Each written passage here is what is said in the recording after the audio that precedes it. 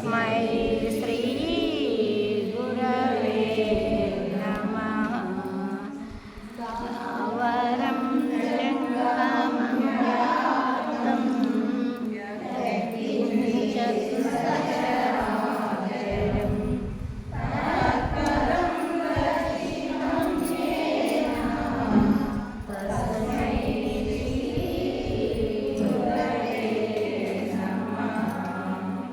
चिन्मयं व्याप्य सर्वं त्रैलोक्यं सचराचरं तत्पदं दर्शितं येन तस्मै श्री गुरवे नमः। सर्वसृष्टियो समुद्भासितमूर्तये वेदान्तसूर्यो यः तस्मै श्री गुरवे नमः। चैतन्यशाश्वतस्यान्तो व्योमातीतो निरञ्जनः बिन्दुनादतरातीतः तस्मै श्री गुरवे नमः। ज्ञानशक्तिसमारूढः तत्त्वमालाविभूषितः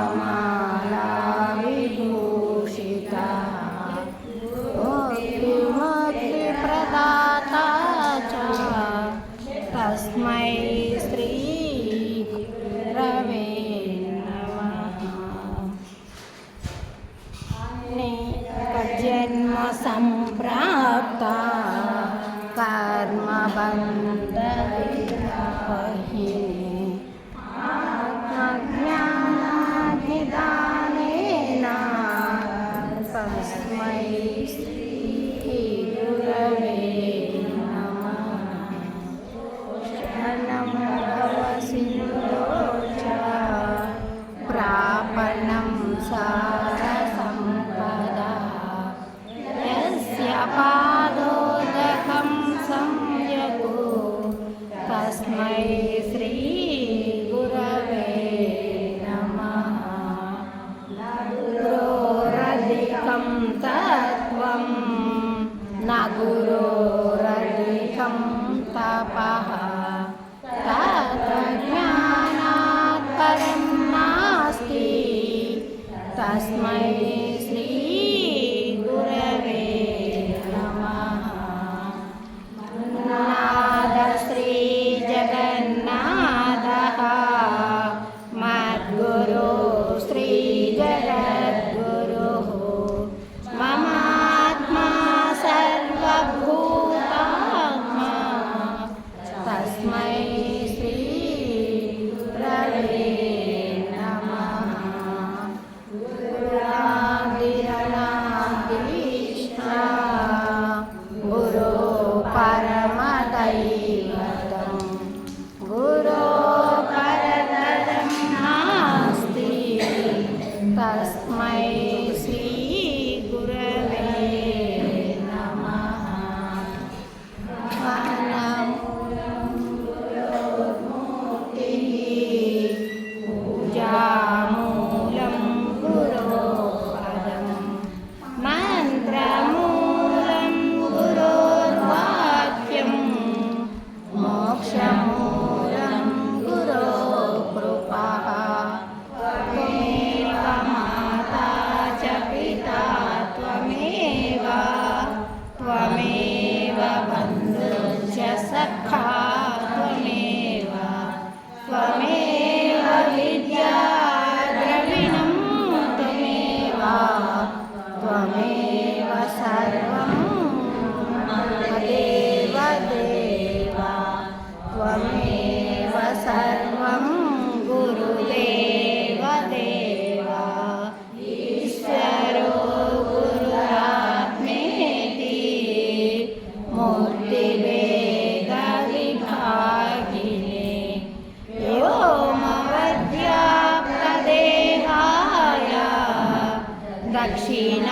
दक्षिणामूर्तये नमः। ब्रह्मानन्दं परमसुखदं केवलं ज्ञानमूर्तिं द्वन्द्वातीतं गगनसदृशं तत्त्वमस्यादिलक्ष्यम् एकं नित्यं विमलमचलं सर्वदी साक्षिभूतं भावातीतं त्रिगुणरहितं सद्गुरुं तं नमामि। सद्गुरुं तं नमामि।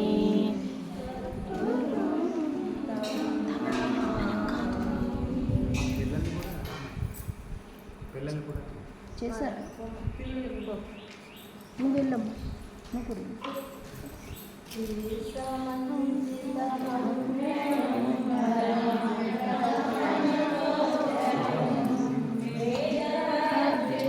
పరస్పరం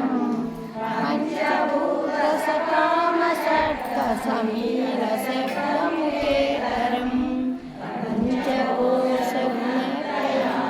సమస్తధర్మవిలక్షణం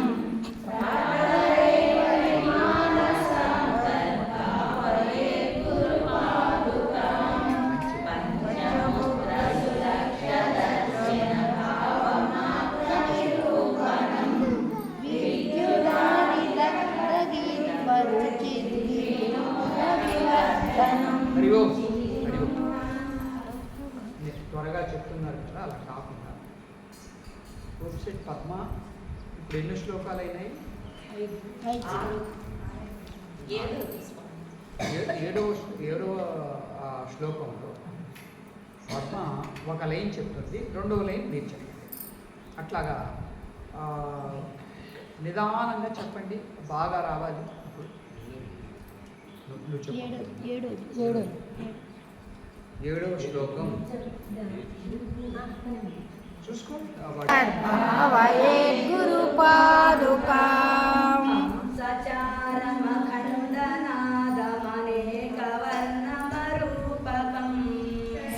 శబ్దజలమయం చరాచర జంతుదేహ నివాసినిం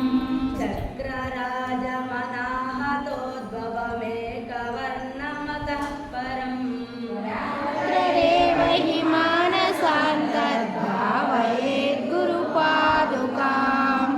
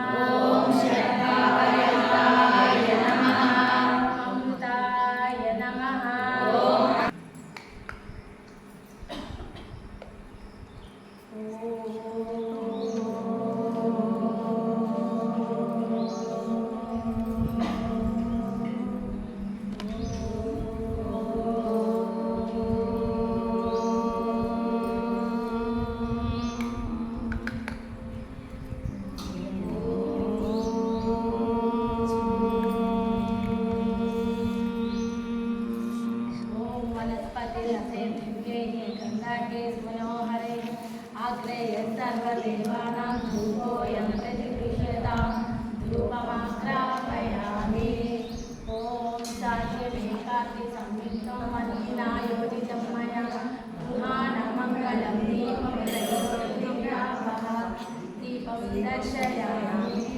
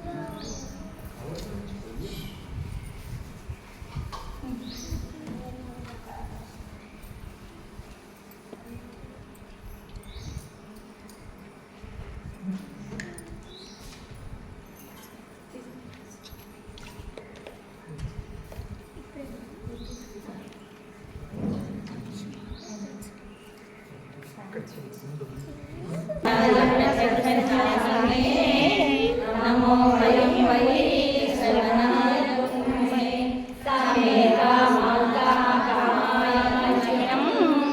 कामेश्वरो वै श्रवणो ददातु कुबेराय वै श्रवणाय महाराजाय नमः ॐ तद्ब्रह्मा ॐ तद्वायुः ॐ तदात्मा ॐ तत्सत्यम् ॐ तत्सर्वम् ॐ तत्पुरो नमः अन्तश्चरति भूतेषु गुहायां विश्वमूर्तिषु त्वं यज्ञस्त्वं वषट्कारस्त्वम् इन्द्रस्त्वं रुद्रस्त्वं ब्रह्मस्त्वं प्रजापतिः त्वं तदा आवो ज्योतिरसोऽमृतं ब्रह्म भूर्भुवस्सु वरो ॐ नारायणाय विद्महे वासुदेवाय धीमहि तन्नो विष्णु प्रचोदयात् ॐ तत्पुरुषाय विद्महे महादेवाय धीमहि तन्नो रुद्र प्रचोदयात् ॐ गुरुदेवाय विद्महे परब्रह्मणे धीमहि तन्नो गुरु प्रचोदयात् पुष्पं समर्पयामि यानि कानि च पापानि पदे पदे अधिकाशनं मम तस्मात् कारण्यभावेन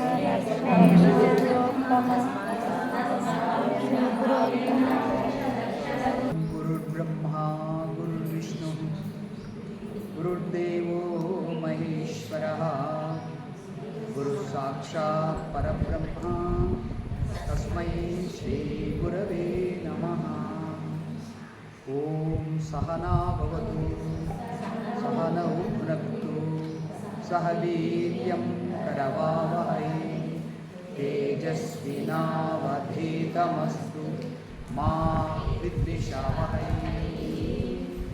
ॐ शान्ति శాంతి శాంతి.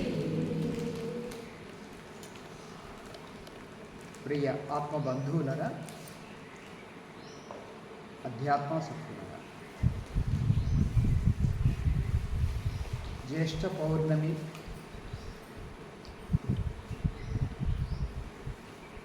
సందర్భంగా మనము పౌర్ణమి రోజున గురు పూజ చేసుకుంటున్నాము. పౌర్ణమి అనేది తిథుల్లో పూర్ణమైనటువంటి చంద్రబింబం ఏర్పడుతుంది కాబట్టి వెలుగు వెలుతురు అనేది జ్ఞానానికి ప్రతీక. చీకటి అనేది తమోగుణానికి అజ్ఞానానికి ప్రతీక. ఈ వెలుతురు ఉండే రోజున జ్ఞానం మనము ప్రకాశంతో పోల్చాడు కృష్ణ పరమాత్మ భగవద్గీతలో. జ్ఞానాన్ని కత్తితోనూ సముద్రంతోనూ ఆకాశంతోనూ కూడా పోల్చాడు.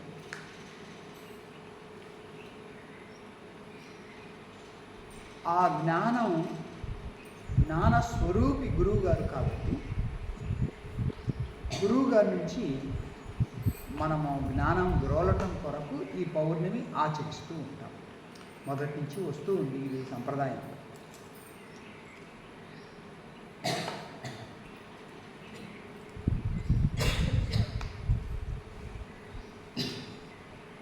కానీ ఇక్కడ ఒక విషయం ఏమిటి అంటే,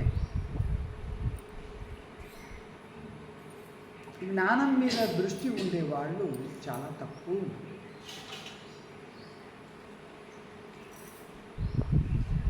ఒక ఊరుంది, మన శిష్యులు చాలామంది ఉన్నారు అక్కడ. తరచుగా వెళ్తూ ఉంటాను నేను, మీకు అందరికీ తెలిసింది. మీరు కూడా అక్కడ ముండకోపనిషత్తు ఉపన్యాసాలు చెప్తూ ఉంటే వచ్చారు.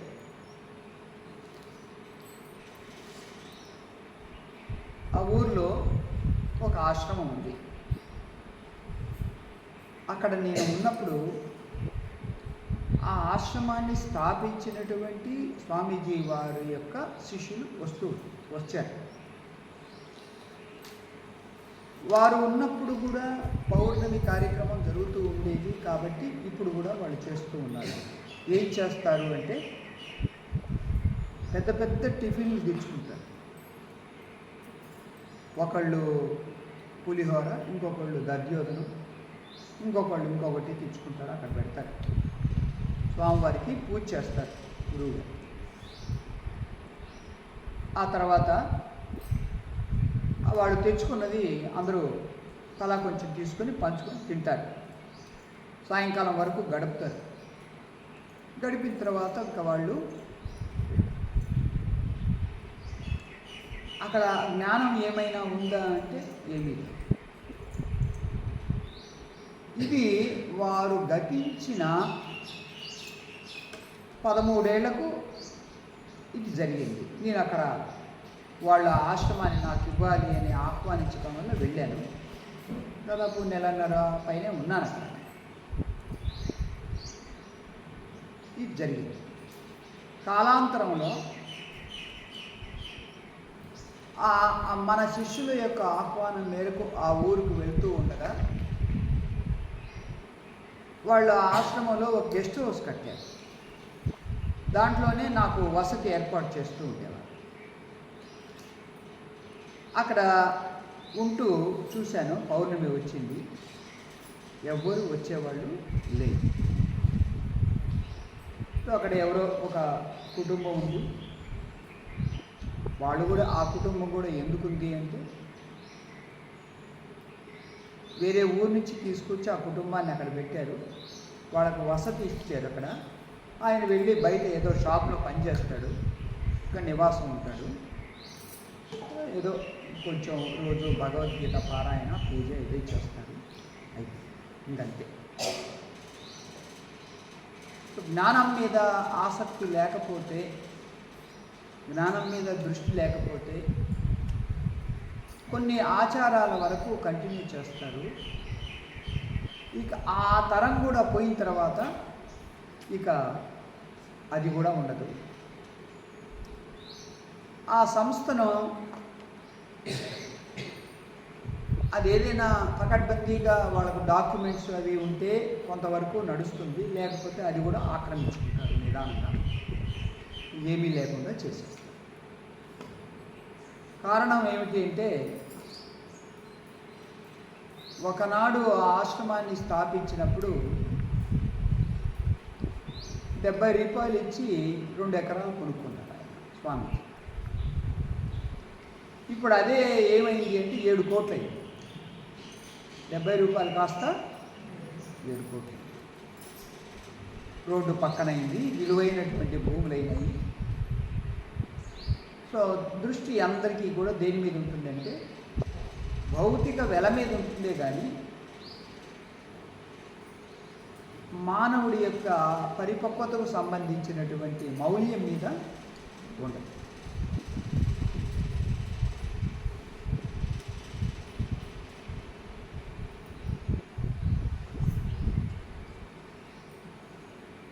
మొట్టమొదటిసారి నేను గాజులపల్లికి వెళ్ళినప్పుడు మీరందరూ వచ్చారు నాతో పాటు గాజులపల్లి.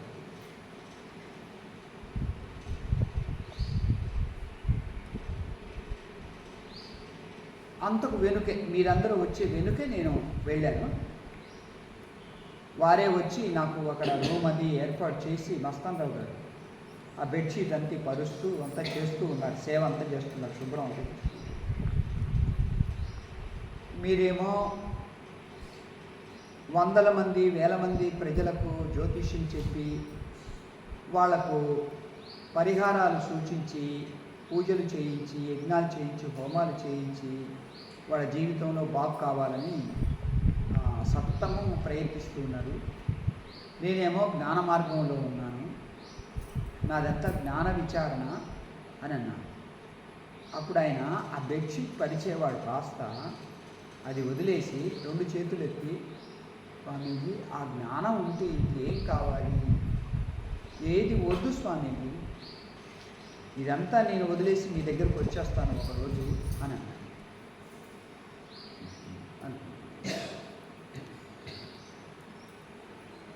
మీరు ఊర్లో నుంచి వస్తున్నారు, ఒక కుక్క మిమ్మల్ని వెంబడించింది. మీరు అది కోరాలని చూపిస్తూ అరుస్తూ బహు బహు అని అరుస్తూ ఉంటే, ఓమ్మ ఇది నా మీద పడుతుందేమో అని బిగుసుకుపోతారు. అదే మీకు మోటార్ సైకిల్ ఉందనుకోండి, కొంత ధైర్యం, ఫాస్ట్గా తిరగబెడతారు. అయితే ఒక్కొక్కసారి మోటార్ సైకిల్ మీద వెళ్తున్నా కానీ ఆ కుక్క కాలును పట్టుకోవాలని చూస్తాం. ధైర్యంగా మీరు ముందుకు వెళ్తూ ఉంటే ఇంకా కొంత దూరం పరిగెత్తిన తర్వాత అది పరిగెత్తలేక ఆగిపోతుంది. అదే కారులో వెళ్తూ ఉంటే, ఏమ్మా కారులో వెళ్తూ ఉంటే ఆ కుక్క ఎంత పొరగని, ఎంత కూరలు చూపించని ఏం చేయలేదండి, మనం ధైర్యంగా సునాయాసంగా జ్ఞానం కూడా పుట్టమ్మా. మొన్న ఆదివారం రోజు మా కంభంలో నేను సుమారు లెక్క పెట్టలేదు కానీ ఉపన్యాసం మొదలుపెట్టి ముగించే వరకు చూస్తే 50 సార్లు కొట్టారు. ఏంటబ్బా వీళ్ళకు అంటే నిద్రపోకుండా ఉండడానికి వాళ్ళే కొట్టుకుంటూ ఉన్నాను. 50 సార్లు కొట్టారు చప్పట్లు.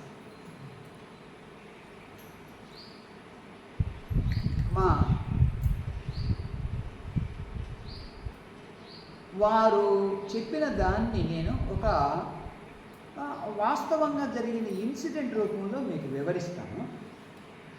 అంటే ఈ దోషాలు, సమస్యలు ఇవన్నీ ఎందుకు వస్తాయంటే కోరికలు. ఈ కోరికలు ఎంత ఉంటే అంత సమస్యలు, అంత చిక్కులు, అంత బంధాలు ఏర్పడతాయి. కాబట్టి వాటికి పరిష్కారాలు మరియు నివారణలు చేయాలి.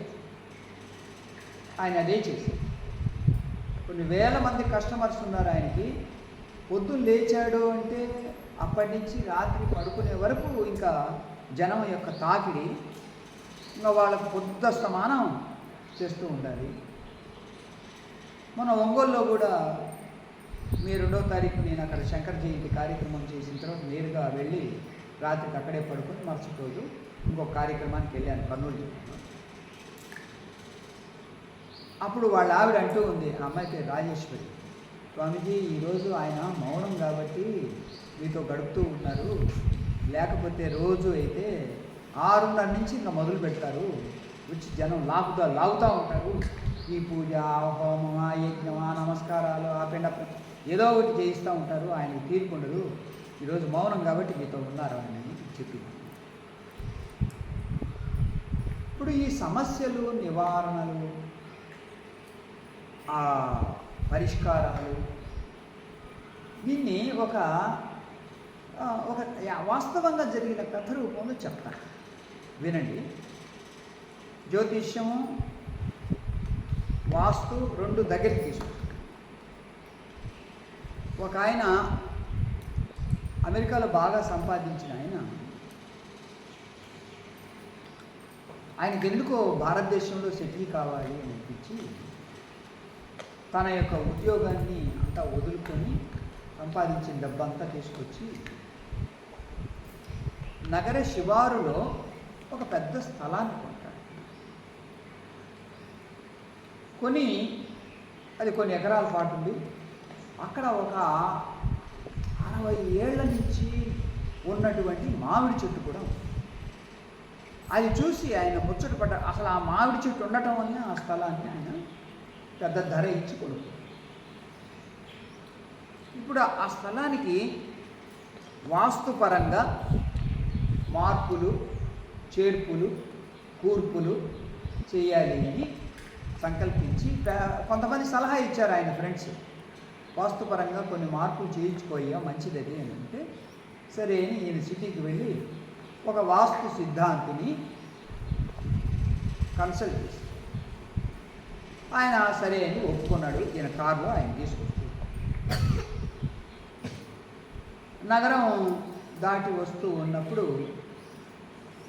ఈయన వెనక నుంచి కార్లు వస్తూ ఉన్నాయి. ఈయన కార్ని రోడ్డు పక్కకు కొనిచ్చి ఆ కారు అన్నింటిని కొనిచ్చాడు. అప్పుడు ఏమండి మీరు కూడా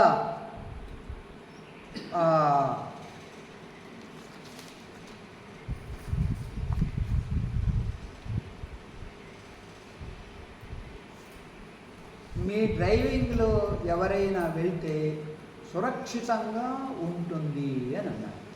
ఎవరు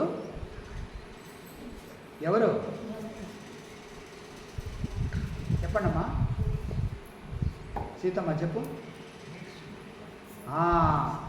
వాస్తు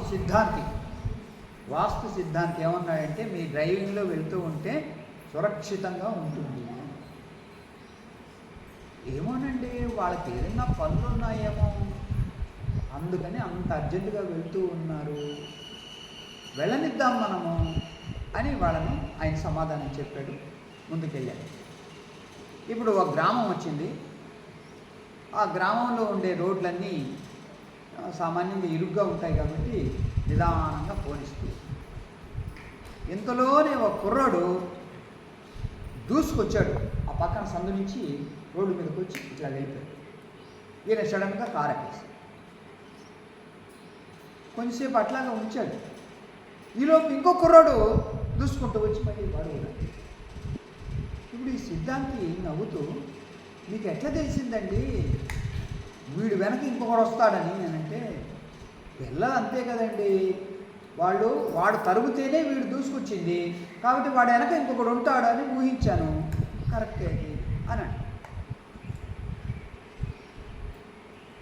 ఇక తీరా వీళ్ళు ఆ గ్రామం దాటి వీళ్ళ స్థలానికి వెళ్ళారు. గేటు లోపలికి వెళ్ళేసరికి చాలా పక్షులు టపటపమని రెక్కలు కొట్టుకుంటూ ఎగిరి వీళ్ళని చూసి ఈయన కారు దిగి ఆ వాస్తు సిద్ధాంతం కొంచెం మీరు ఉండండి, అక్కడ వెనక పిల్లలు ఆ మామిడి చెట్టు ఎక్కి కాయలు కోస్తున్నట్లుగా ఉంటుంది, మనం సడన్గా వెళ్తే ఆ పిల్లలు ఆదరా బాదరాగా కింద పడచ్చు, వాళ్ళకి ఏదైనా గాయాలు అవుతాయి, పాపం ఎందుకు, మనం నిదానంగా వెళ్దాము, వాళ్ళు తెలుసుకుంటారు మనం వచ్చినట్టుగా, పిల్లలు ఆ గోడ దూకి అట్లా వెళ్ళిపోతారు అని అంటారు. అప్పుడు ఈ వాస్తు సిద్ధాంతి అంటాడు,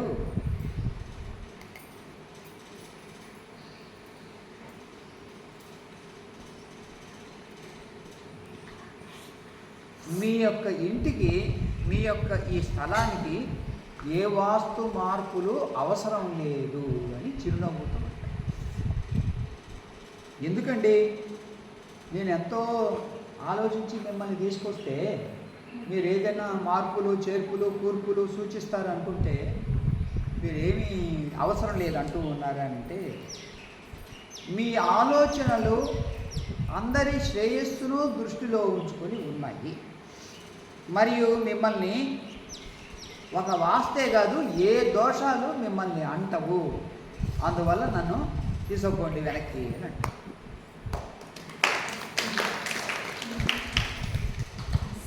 ఇది సో కొన్ని రోజుల క్రితం ఒక హైదరాబాద్ ఆయన 30వ తారీఖు నన్ను ఎయిర్పోర్ట్ నుంచి ఆశ్రమం వరకు డ్రైవింగ్ చేసుకుంటూ వచ్చి ఆయన కారులోనే ఎంతో సన్నిహితంగా ఉంటాడు నాతో.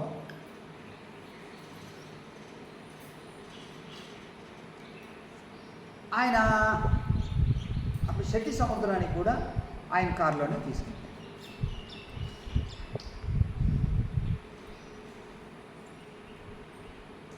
ఎప్పుడు వచ్చినా కానీ ఈ స్థలం గురించి, ఆ సమస్యలు ఉన్నాయి,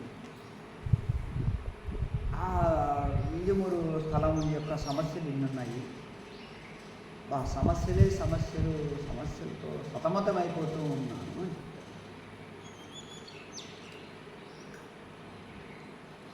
నేను అన్నీ విని ఊరుకుండటమో లేదా ఏదో చిన్న సమాధానం చెప్పడమో చేస్తాను.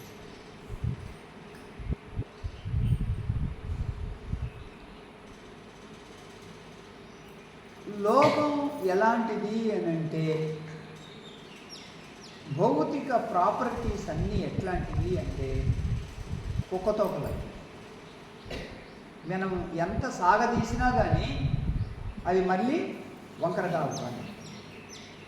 ఈ ప్రాపర్టైస్ అంటేనే ప్రాపర్టీస్, బాగా వేయబడినటువంటి బంధాలు, ముడులు, అదే ప్రాపర్టైస్.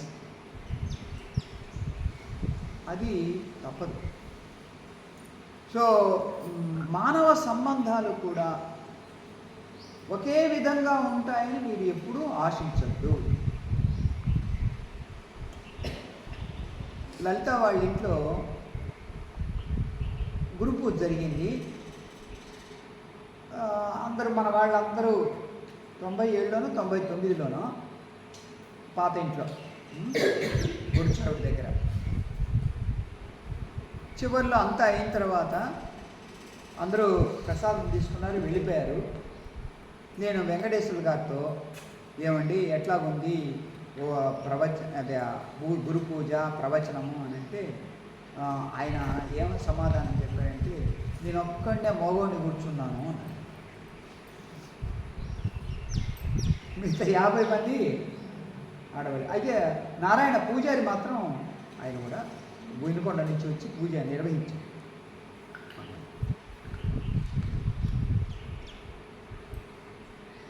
మనిషి ఎప్పుడూ కూడా ఉన్నతంగా వెళ్ళినప్పుడు సమస్యలు కనపడవు, లేకపోతే సమస్యలే వెతుకుతూ ఉంటారు.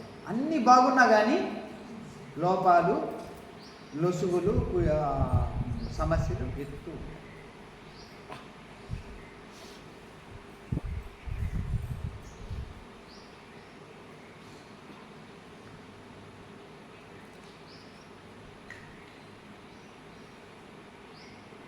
తరచుగా మీరు నా నోటి నుంచి దక్షిణామూర్తి స్తోత్రం వింటూ ఉంటారు. ఎక్కడికైనా ప్రయాణం చేస్తూ ఉన్నప్పుడు కూడా చెప్తూ ఉంటాను నేను, మీరు వింటూ ఉంటారు. మొట్టమొదట శ్లోకం ఏమిటి? విశ్వం దర్పణ దృశ్యమాన నగరీ తుల్యం నిజాంతర్గతం. ఈ విశ్వం ఎట్లాంటిది అని అంటే అద్దంలో కనపడేటువంటి నగరం లాంటిది అని శంకరాచార్య వారు. అద్దంలో కనపడే నగరం లాంటిది. నగరమేమో బయట ఉంది, అద్దంలో అంతా కనపడతా ఉంటుంది, కానీ వాస్తవమా అంటే కాదు.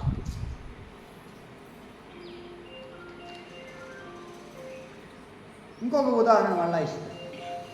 స్వప్నే జాగృతియా ఏష పురుషో మాయా పరిభ్రామిత. కలగంటూ ఉన్నావు, ఆ కళలో ఎన్నో చూస్తావు, మీ ఊరిని చూస్తావు, ఎన్నో పనులు చేస్తావు, ఎన్నో మాటలు మాట్లాడతావు. కళ నుంచి స్వప్నం నుంచి మనం ఎప్పుడైతే మేల్కొన్నామో మొత్తం ఏమైపోద్ది?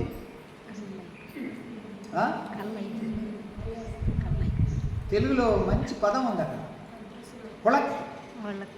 ఏమైపోద్ది? పుళక్కై మాయమైంది. ఇంకొక ఉదాహరణ కూడా ఇస్తారు శంకరాచార్యులు వారు దీంట్లోనే, ఈ దక్షిణామూర్తి. మాయావీవ విజృంభయత్యపి మహా యోగీవ యస్వేచ్ఛయా.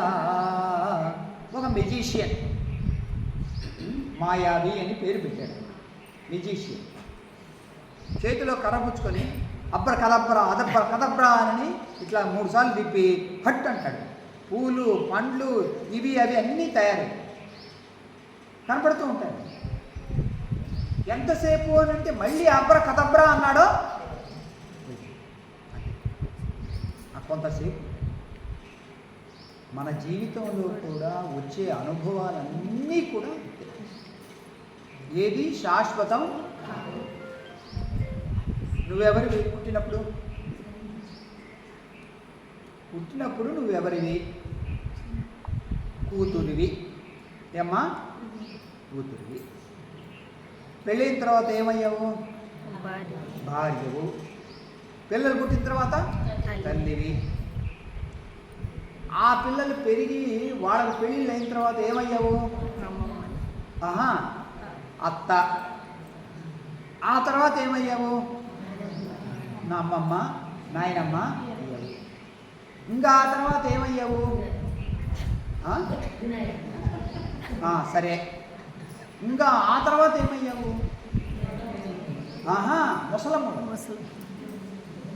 ముసలమ్మవి. కూర్చో, అక్కడ కూర్చో. అక్కడ అంటే మీ ఊర్లో కాదు, మా ఊర్లో అట్లా కట్టారు. ఇంకా ఆ తర్వాత లేకుండా ఎన్ని పాత్రలు మారాయి? ఏమ్మా, ఎన్ని పాత్రలు మారాయి? ఒక్కటైనా కానీ పర్మనెంట్గా ఏదైనా ఉందా? పెరిగి పెద్దవాళ్ళు అయిన తర్వాత ఇంకా కూతురు అనబడేవాళ్ళు ఎవరు లేరు, అక్కడ పోయారు వాళ్ళు.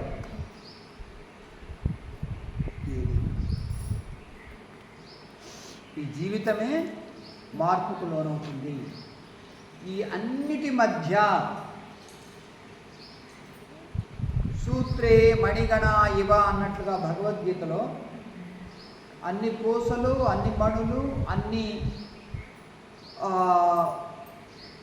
రత్నాలు, వజ్రాలు, వైడూర్యాలు అన్నీ కూడా ఒకే ఒక దానికి పొదగబడి ఉన్నాయి. అది దారం, సూత్రము. ఈ జీవితం అనేటువంటి సూత్రం నీకు చిన్న వయసు నుంచి ఆయన గతించే వరకు జరుగుతూ ఉంది. నేను అనే స్పృహ మాత్రం ఎప్పుడు, ఎప్పటి నుంచి? పుట్టినప్పటి నుంచి గతించే వరకు ఆ నేను యొక్క జ్ఞానం, వాస్తవ జ్ఞానం తెలుసుకుంటే, కేంద్రీకృతమైతే అప్పుడు మీకు ఏమీ దిగులు ఉండదు. వస్తూ ఉంటాయి, సమస్యలు వస్తుంటాయి, కోరికలు.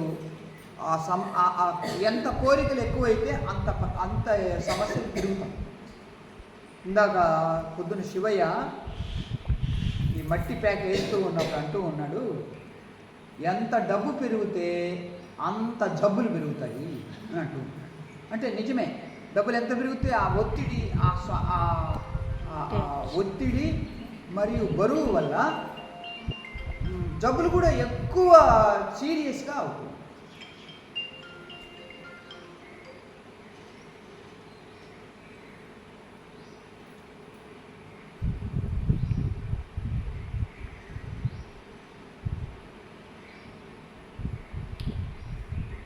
సరస్వతీ నది పుష్కరాలలో స్నానం చెయ్యాలి అని సంకల్పం కలిగింది. డబ్బులు ఖర్చు పెట్టారు, అవస్థపడ్డారు, కేదార్కి వెళ్ళారు, గుర్రాలు ఎక్కారు, కింద పడ్డారు, దెబ్బలు తగిలినాయి. అక్కడ చలిలో బాగా కొండల మధ్య ఎట్లో నక్కి నక్కి పడుకున్నారు. పొద్దున్నే నిలబడ్డారు దర్శనం కోసం. చలి చలి చలి. ఒక ఆమెకైతే గుర్రం మీద నుంచి కింద పడి కాళ్ళు బొప్పి కట్టి వాచి చీము కూడా పూసింది. ఇన్ని అవస్థలు అయినాయి. చివరికి దర్శనం. పంతులు గారు 100 రూపాయలు తీసుకోవటం, అట్లా చూపిన పంపమంటాం. 500 ఇవ్వు, ఎక్కువసేపు ఉండొచ్చు అని అంటాడు. నిజంగా నీకుండే శ్రద్ధ వాడికి ఉంటే డబ్బులు తీసుకుంటాడు. అసలు నిజంగా ఒక్క క్షణం దర్శనం అయితే నీకు ముక్తిని పొందేటట్లయితే వాడికి ఎప్పుడు దర్శనం కలుగుతూ ఉంటే ఇంకా వాడు ఎంత ముక్తిని పొందాలి? కానీ ఏమైనా ముక్తిని పొందుతాడా? ఏమ్మా, ఏమైనా వింటున్నావా? సరే, అక్కడి నుంచి వచ్చాము, బద్రీనాథ్కి వెళ్ళాము. దర్శనం దర్శనం దర్శనం. వాళ్ళేమో ఆ చిన్న డోర్ నుంచి నన్ను లోపలికి పంపించారు. 5 నిమిషాల్లో నేను స్వామి ముందు నిలబడ్డాను. ఒకటే తోసుకోవటం. నా ముందు 50 మంది ఉన్నారు. వాళ్ళంతా తోసుకుంటూ వాళ్ళని నెట్టుకుంటూ పోతాం. ఇంక దేవుడిని చూడటానికి ఎక్కడ అట్లా చూడటం పోవటం. ఏముంది అక్కడ? ఏం తెలియదు. అక్కడ చీకటిగా ఉంది. బయటకు వచ్చారు. సరే, నాకంటే నేను సన్యాసిని కాబట్టి 5 నిమిషాల్లో నన్ను లోపలికి నెట్టేశారు. దర్శనం అయింది. వీళ్ళందరూ 6 గంటలు క్యూలో నిలబడ్డారు. ఏమీ చలి, ఒకటే చలి అయింది. బయటకు వచ్చారు. ఇప్పుడు ఇంతకీ మనకొక విలువ ఉంది. ఏది? ఆ దర్శనం చేస్తే మనకు పుణ్యం వస్తుంది అని ఏదో ఒక విలువ ఉంది, అందువల్ల వెళ్ళారు. కానీ మహాత్ములు ఏమంటున్నారంటే, ఏమి దర్శనం చేయాలంటే ఆత్మదర్శనం చేయాలి. రమణ మహర్షి కిం స్వరూపమితి ఆత్మదర్శనే అవ్యయాభవ పూర్ణ చిత్సుఖం. నా స్వరూపం ఏమిటి అని విచారణ చేసి తన్ను తాను ఎవరైతే తెలుసుకుంటారో వాళ్లకు మార్పు లేనటువంటి, పుట్టుక లేనటువంటి, పరిపూర్ణమైనటువంటి అంతరంగ సుఖం, శాంతి, తృప్తి లభిస్తాయి అంటుంది. ఎవరికి?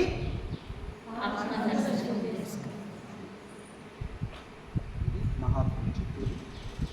అందువల్ల రమణ మహర్షులు వారు ఒక్కసారి మదురై దగ్గర తన సొంత ఊరు తిరుచుడి నుంచి వచ్చేసి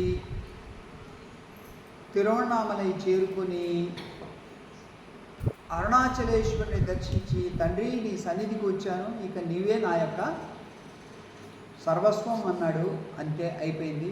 ఇక వెళ్ళాడు, తపస్సు చేసుకున్నాడు, ధ్యానం చేసుకున్నాడు, సాధన చేసుకున్నాడు, జీవితాన్ని తరిపి చేసుకున్నాడు. ఇంకా ఆ తర్వాత కొండెక్కాడు. ఇక్కడంతా పిల్లలంతా రాళ్ళు విసురుతూ ఉన్నారు. ఆయన ఆ 1000 కాళ్ళ మండపంలో కూర్చొని ధ్యానం చేసుకుంటుంటే రాళ్ళు విసురుతుంటే ఇంకా ఎందుకు ఇక్కడ అని కొండెక్కాడు. అక్కడ ఒక గుహ దొరికింది, ఆ విరూపాక్ష గుహ. కొంతకాలం పాటు అక్కడే ఉన్నాడు, 12 ఏళ్ళు అక్కడే ఉన్నాడు. ఇంకా ఆ తర్వాత అక్కడి నుంచి కూడా ఇంకా పైకి ఎక్కితే చూతవనం అని వచ్చింది. చూతవనం అంటే మామిడి వనం. అక్కడ నివాసం ఏర్పరచుకుని అక్కడ ఉంటూ ఇంకా జీవితాన్ని గడుపుతూ వచ్చాడు. ఇంకా ఆ తర్వాత ఆశ్రమం ఏర్పడింది, అట్లాగే వెళ్ళిపోయాడు. ఇంకా తర్వాత ఎప్పుడు అరుణాచలేశ్వరుడి గుడికి వెళ్ళలేదు. జీవితాంతం ఒకే ఒక్కసారి తండ్రి నీ సన్నిధికి వచ్చాను, నీవే సర్వస్వం అన్నాడు. అయిపోయింది.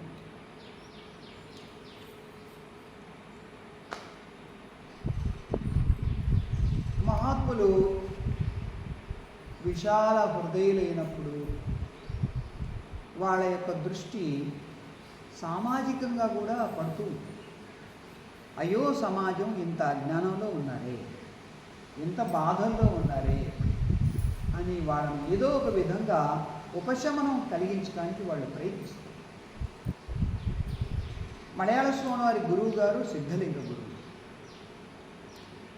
వీరి సొంత ఊరు ఎంగడ్యూరు. ఎంగడ్యూరు నుంచి ఒక 10 కిలోమీటర్ల దూరంలో ఉండే ఊరే చావక్క. అక్కడి నుంచి 1 కిలోమీటర్ దూరంలో ఈ సిద్ధలింగ గురువు ఆశ్రమం. అక్కడికి వెళ్ళి ఈయన విద్యాభ్యాసం చేసి కొంతకాలం అయిన తర్వాత పరమ గురువును దర్శించాలి అని వర్కలకు వెళ్తాడు. అక్కడే నారాయణ గురువు. మిమ్మల్ని నేను మలయాళ స్వామి వారి సొంత ఊరుకు తీసుకెళ్ళాను, కానీ సిద్ధలింగ గురువు యొక్క ఆశ్రమానికి తీసుకెళ్ళాను అమ్మా. ఒక 10 కిలోమీటర్ల దూరం.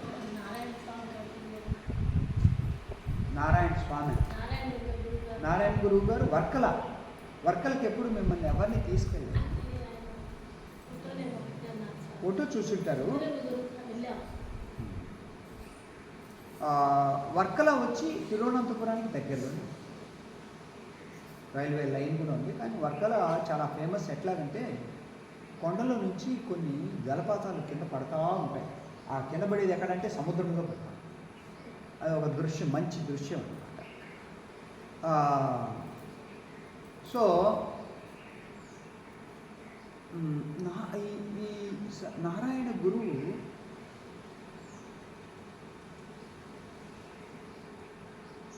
తపస్సు కోసం అరివిపురం అనే ఒక ఊరికి వెళ్తారు.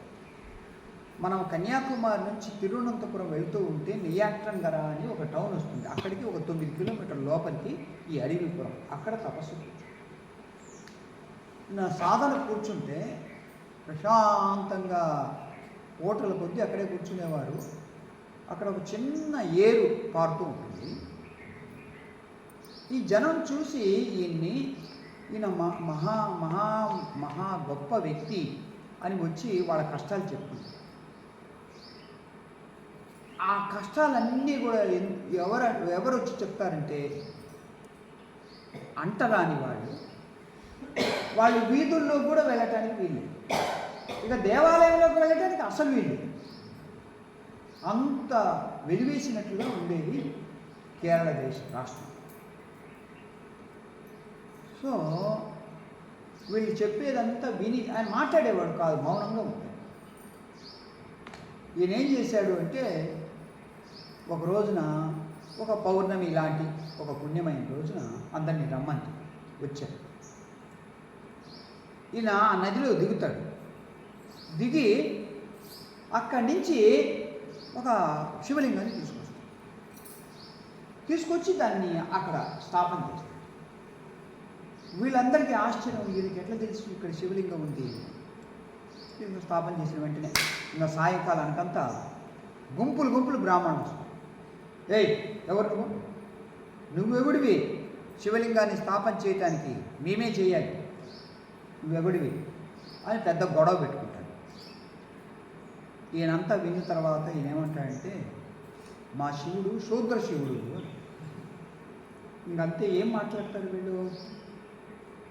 ఆయన ఒక లోతైన గొంతు నుంచి మాట్లాడాడు, మా శివుడు శూద్ర శివుడు. ఇక వాళ్ళందరూ వెళ్ళిపోతారు. అంటే నేను ఎందుకు చెప్పానంటే ఉదాహరణ, ఎవరైనా మనస్సు విశాలమైనప్పుడు వాళ్ళు ఒక ఉన్నతిని సాధించినప్పుడు సహజంగా అది సమాజంలో ఉండే ఇతర వర్గాల మీద అవ్యాజమైనటువంటి కరుణ కలుగుతుంది, దయ కలుగుతుంది. వాళ్ళకు కూడా ఏదో ఒక విధంగా సహాయం చేయాలి.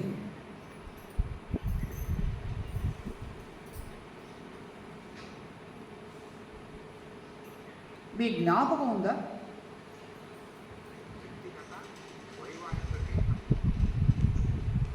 కొన్ని నెలలు కాదు, ఒక సంవత్సరం క్రితం మామిడి వెంకయ్య గారి యొక్క వీడియో నేను మీకు చూపించాను. ఆయన ఎంత గొప్ప వైశ్యుడు, సొంత ఊరు పాలకొండ. ఈ బ్రాహ్మణులు చేసేటువంటి పక్షపాత ధోరణితో కూడుకున్న కర్మకాండ అంతా చూసి కడుపు మండుతుంది. కడుపు మండి ఈయన సంస్కృతం నేర్చుకుంటాడు, వేదం నేర్చుకుంటాడు, మంత్రం నేర్చుకుంటాడు, సొంతంగా నేర్చుకొని అప్పుడు వాళ్ళని బ్రాహ్మణ్ణి ఎదిరిస్తే బావయా అని వాళ్ళు ఆయన్ని చులకనగా చూసి తిరస్కరిస్తారు. అప్పుడు ఈయన ఏం చేశాడంటే వైశ్యులకు ఈయనే పెళ్ళిళ్ళు చేయడం మొదలు. బాగా వినండి, ఎవరికో ఒకళ్ళకు నిద్ర వస్తూ ఉన్నట్టుగా ఉంది. కొంచెం సేపు నిలబడితే ఆ నిద్ర మొత్తం వదులుతుంది. బాగా వినండి.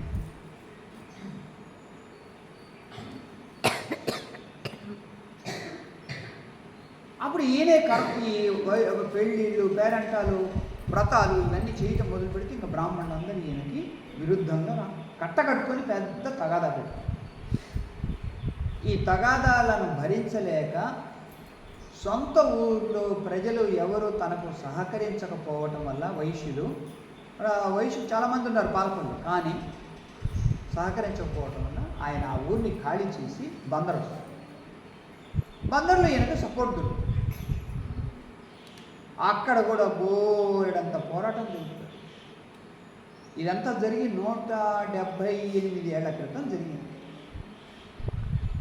నేను హైదరాబాద్ ప్రాంతంలో ప్రచారం చేస్తూ ఉన్నప్పుడు ఒకళ్ళు ఎవరో నాకు ఇంటిమేషన్ ఇస్తారు, మిమ్మల్ని బెంగళూరు రమ్మంటూ ఉన్నారు అని. ఎందుకండి అంటే అక్కడ వాసవి పీఠం అని ఉంది, ఆ పీఠానికి పీఠాధిపతి కావాలి వైశ్యుల నుంచి, అందువల్ల మేము మీ వైపు దృష్టి పడింది అని అంటే సరే అని నేను హైదరాబాద్కి వచ్చి హైదరాబాద్ నుంచి ఇక బెంగళూరు వెళ్తాను. అప్పుడు చెప్పారు, మీకు ఈ స్ఫూర్తి ఎట్లా వచ్చిందండి అని అంటే, మన వైశ్యులు మామిడి వెంకయ్య గారిని గొప్ప పండితులు ఉండేవాడు, ఆయన ఇచ్చిన స్ఫూర్తితో అనేక పాఠశాలలు, వేద పండితులు, వైశ్యులు వచ్చారు.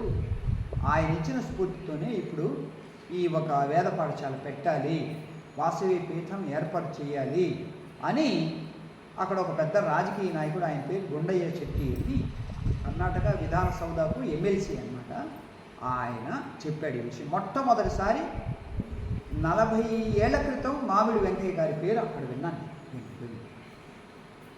ఆ తర్వాత మీడియాలో చూస్తూ ఉంటే నేను వీడియో వచ్చింది, అది చూశాను. అది మీకు అందరికీ ప్లే చేసి వినిపించాను. ఇప్పుడు ఇంకొక ఆయన యొక్క పేరు మీకు చెప్పబోతున్నాను, ఆయన్ని కూడా మీరు వినండి. ఎంతమంది కష్టపడ్డారు. బంకుపల్లి మల్లయ్య శాస్త్రి ఈయన పేరు. బంకుపల్లి మల్లయ్య శాస్త్రి 1876లో ఈయన జననం. ఆ బ్రాహ్మణులు చేసేటువంటి పనులన్నీ చూసి యావగింపు కలుగుతుంది ఈయన బ్రాహ్మణ ఇండి కూడా. అంతా మోసం, అంతా దొంగ మంత్రాలు, అంతా మాయ మంత్రాలు, ఎంత మోసం చేస్తున్నారు. తమ అధికారం కోసం, తమ యొక్క సౌకర్యాల కోసం, కంఫర్ట్స్ కోసం జనాన్ని ఎంత ఏమారుస్తున్నారు అని చూస్తున్నారు. ఇలా కాదు అని 273 కిలోమీటర్లు నడిచి వెళ్ళి శాస్త్రాన్ని నేర్చుకుంటాడు. ఆ చిన్న వయసులోనే వెళ్తాడు, 9-10 ఏళ్ల వయసులో నడుచుకుంటూ వెళ్తాడు, శాస్త్రం నేర్చుకుంటాడు. ఒక 8 నిమిషాలు ఆయన జీవిత చరిత్ర ఉంది, మీరు దయచేసి వినండి.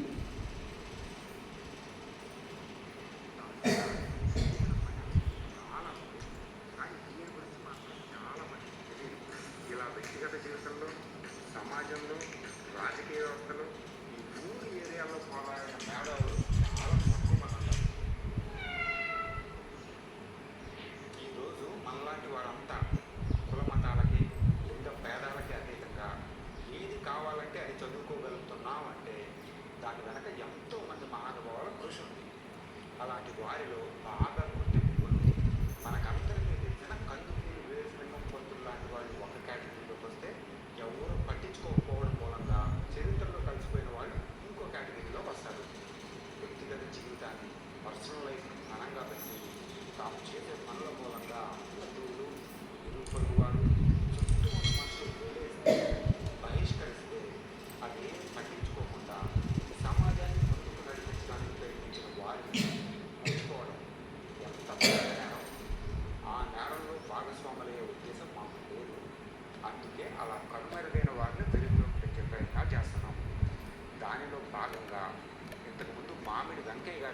చేశాం.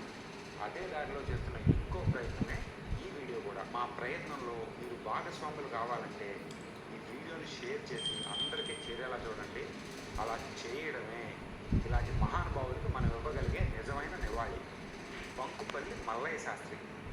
ఈయన పేరు కనుక మీరు ఇంతకుముందు వినుంటే మీ కుతూహలానికి మా సలాం. ఇప్పటికీ 150 ఏళ్ల క్రితం 1876లో ప్రస్తుతం శ్రీకాకుళం జిల్లాలో ఉన్న సింగుపురంలో పుట్టిన ఈయన కవి, పండితుడు, సంఘ సంస్కర్త, గాంధేయవాది మరియు స్వతంత్ర సమరయోధుడు. 15 ఏళ్ల వయసులో వ్యాకరణం నేర్చుకోవడానికి 228 కిలోమీటర్లు నడిచి వెళ్ళాడంటే ఈయనకున్న కుతూహలం ఏంటో మీరు అర్థం చేసుకోవచ్చు. బ్రాహ్మణ కుటుంబంలో పుట్టి బ్రాహ్మణవాదపు ఆలోచనల మూలంగా సమాజంలో ముందుకెళ్లే అవకాశం ఉన్నా ఈయన దాన్ని ఉపయోగించుకోలేదు. మిగతా బ్రాహ్మణులు వర్ణం పేరుతో, కులం పేరుతో సమాజాన్ని డామినేట్ చేస్తూ, దురాచారాలను ఎంకరేజ్ చేస్తూ ప్రివిలేజెస్ పొందుతుంటే ఈయన మాత్రం వాటికి వ్యతిరేకంగా పోరాటం చేశారు. ఇది మాత్రం చాలా చాలా అభినందించాల్సిన విషయం. ఎందుకంటే తమకు వచ్చిన సోషల్ స్టేటస్ని కానీ లగ్జరీని కానీ వదులుకోవటానికి ఎవరూ ఇష్టపడరు. ఈయన చేసిన సోషల్ వర్క్స్ని సంఘ సంస్కరణలనే 3 భాగాలుగా విభజించవచ్చు. మొదటిది మనిషి వ్యక్తిగత జీవితానికి, మెయిన్గా పెళ్లికి సంబంధించింది. ఆడపిల్లలకి చిన్నప్పుడే ముసలోళ్ళకి పెళ్లి చేస్తే ఆ భర్త చనిపోతే ఆ చిన్న పిల్లల్ని జీవితాంతం విధవరాలుగానే ఉంచి వాళ్ళ చేత వెట్టి చాకరీ చేయించుకునేవాళ్ళు. ఈయన ఆ ఆచారాన్ని చాలా బలంగా ఖండించాడు. అలా ఖండించడమే కాదు, ముళ్ళుని ముళ్ళుతోనే తీయాలని, అసలు వితంతు వివాహం గురించి ధర్మశాస్త్రాలు ఏం చెప్తున్నాయో తెలుసుకోవడానికి 5 ఏళ్ళు వాటి మీద విపరీతమైన పరిశోధన చేశారు. అలా చేసి ధర్మశాస్త్రాలు కూడా 2వ పెళ్లి చేసుకోవచ్చని చెప్తున్నాయని కన్ఫామ్ చేసి మిగతా పండితులందరికీ తన పరిశోధనల సారాంశం పంపించి వాళ్ళందరి చేత ఒప్పించాడు. వాళ్ళకే కాదు, దేశంలో ఉన్న 13 మతపీఠాలకి, 5 మఠాలకి తన వాదన పంపిస్తే పూరి మినహా మిగతా మఠాలు, పీఠాలు ఈ చెప్పిన దాన్ని చచ్చినట్టు ఒప్పుకోవచ్చు. అలా అని ఈయన కేవలం మాటలతోని డిబేట్లతోని సరిపెట్టలేదు. తన కూతురికి చిన్నప్పుడే భర్త చనిపోతే అందరినీ ఎదిరించి మరీ 2వ పెళ్లి చేశారు. దానికి మొత్తం ద్రావిడ బ్రాహ్మణ సమాజం ఆయన కులం నుంచి వేలేస్తే ఏమాత్రం దక్కలేదు. కూతురికే కాదు, కొడుకులకి కూడా శాఖాపరమైన పట్టింపులు లేకుండా వితంతువులతో వివాహం చేయించారు. అలానే కొట్లూరి స్వామిబాబు అని ఆయన వైశ్యుల్లో కూడా చైతన్యం తీసుకొచ్చి ఇలా వితంతు పునర్వివాహాలు మొదలు పెడితే ఆయనకు కూడా మోరల్ సపోర్ట్ ఇచ్చి మరీ ఎంకరేజ్ చేశారు. అదేవిధంగా పెళ్లి మీద వివాహతత్వం అనే పుస్తకం రాసి అసలు ధర్మగ్రంథాలు పెళ్లి గురించి ఏం చెప్తున్నాయో అందరికీ అర్థమయ్యే భాషలో చెప్పారు. ఆ రోజుల్లో ఆ పుస్తకం ఒక విప్లవం. ఈ విధంగా తెలుగు సమాజంలో వ్యక్తిగత వైవాహిక జీవితాల మీద ఈయన చేసిన పని అనేది చాలా ఉంది. కానీ ఈయన గురించి మాత్రం చాలామందికి తెలియదు. 2వ సోషల్ వర్క్ సమాజానికి సంబంధించింది.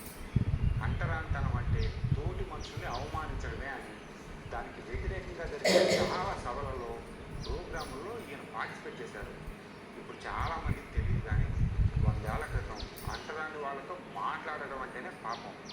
అలాంటిది వాళ్ళతో కలిసి భోజనం చేయడమే కాదు, వాళ్ళకి గాయత్రి మంత్రోపదేశం చేసి తన ఇంట్లోనే పెట్టుకొని వాళ్ళకి చదువు కూడా చెప్పించాడు. అదేవిధంగా కులాంతర వివాహం, ఇంకో కులం వాళ్ళు పెళ్లి చేసుకుంటే వాళ్ళని సమాజం వెలేస్తే బహిష్కరించి వాళ్ళని దూరం పెడితే ఈ ఇంటికి తీసుకొచ్చి చదువు చెప్పించి మరి వాళ్ళకి ఉపాధి చూపించేవాళ్ళంట. ఇక్కడే కాదు, ఎక్కడో కేరళలో దళితుల్ని ఊళ్ళో తీసుకొచ్చి ఒక గొప్ప కార్యక్రమం జరిగితే టంగుటూరు ప్రకాశం పంతులు, కాశీనాథుని నాగేశ్వరరావు లాంటి వారితో ఈయన కూడా అక్కడికి వెళ్ళి ఆ కార్యక్రమంలో పాలు పంచుకొని దాన్ని ఆంధ్రప్రదేశ్లో బాగా ప్రాచుర్యంలోకి తీసుకొచ్చారు.